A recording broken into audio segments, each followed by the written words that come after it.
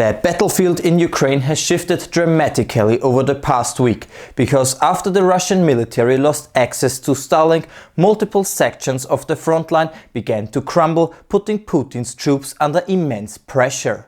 And Kyiv has been quick to exploit this vulnerability, launching a counteroffensive, access Zaporizhia, Donetsk and Kharkiv. So in this video we are analyzing the latest Ukrainian advances on the battlefield, which areas have actually seen progress, and are these truly large-scale counteroffensives or limited local operations? That's exactly what we are breaking down today.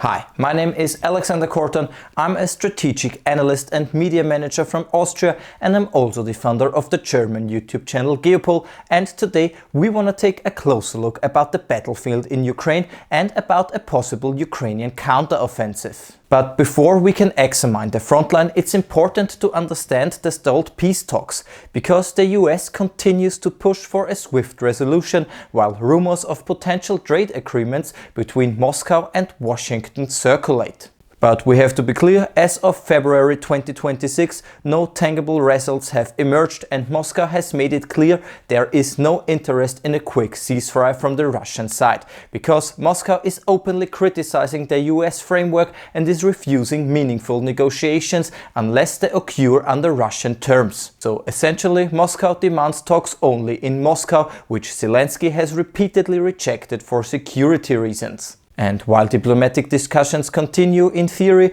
the reality on the ground is stark. There is no imminent peace in Ukraine, and the conflict will continue for months. And Russian forces are increasingly struggling to sustain offensive operations due to disrupted communications and tactical disarray. Because the shutdown of Starlink has decimated Russian battlefield coordination. Units that once relied on satellite connectivity for targeting and drone control are now unable to communicate effectively. And also the messenger Telegram, another key messaging platform for the Russian army, has also been blocked within Russia, further crippling operational command between the Russian soldiers. And reports indicate some units even suffered accidentally friendly fire incidents due to these disruptions. And Russian soldiers are already joking that carrier pigeons might be their next communication method. And as soon as Starlink went offline, Kyiv wasted no time, and the Ukrainian military launched coordinated counterattacks along multiple sectors on the front line. Southern sectors, especially around Zaporizhia, have seen Ukrainian forces push deep into previously Russian-held territory. Elite Ukrainian units concentrated west of Hulyapole have conducted highly coordinated assaults, bypassing local conscripts and territorial defense units. And northern of the city of Hulyapole, Ukrainian strike forces reportedly advanced up to 16 kilometers in some areas, reclaiming towns like Ternovate and pushing westward toward Kosivtseve and Novozaporizhia. And south of the city, near Priluki, Ukrainian forces have also forced Russian withdrawals, while in the Donbas, villages such as Novi Donbas have been fully liberated as well, with Ukrainian troops moving toward Dorozhnya and Ivanivka. So the combination of ground offensive from the Ukrainian side and Russia's fractured command is evident, and once very active frontline sectors have been reversed and the Russian assaults have been stopped. And in many key zones, Kyiv has taken the initiative, turning months of defensive posture into local offensive operations. However, we have to be careful, because these successes do not yet signal a full-scale Ukrainian offensive capable of decisive strategic gains, because while the victories are impressive, Kyiv has not yet demonstrated the ability to scale these operations across all front sectors. And we have to be clear, Russian forces remain strong enough in several sectors to resist significant territorial losses, and Ukrainian units, despite recent reinforcements, are still limited in numbers. So it is therefore more accurate to view these advances as part of an attritional strategy, gradually eroding Russian strength while exploiting operational weakness on the front line rather than delivering an immediate sweeping victory. So the key question becomes not how far the front line has moved in the past 48 hours, but how the broader attritional battle is evolving. And in that regard, Ukraine is achieving tangible progress. Because Western intelligence confirms that Russian troop losses now exceed the Kremlin's monthly recruitment capacity. In January, roughly 9,000 more Russian soldiers were lost on the battlefield than were replaced, signaling a long-term decline in combat effectiveness for the Russian Federation. And this shift improves Ukrainian strategy, inflict higher losses while maintaining its own operational capacity, steadily tipping the balance of force. And on the strategic rear, Kyiv continues to strike Russian infrastructure.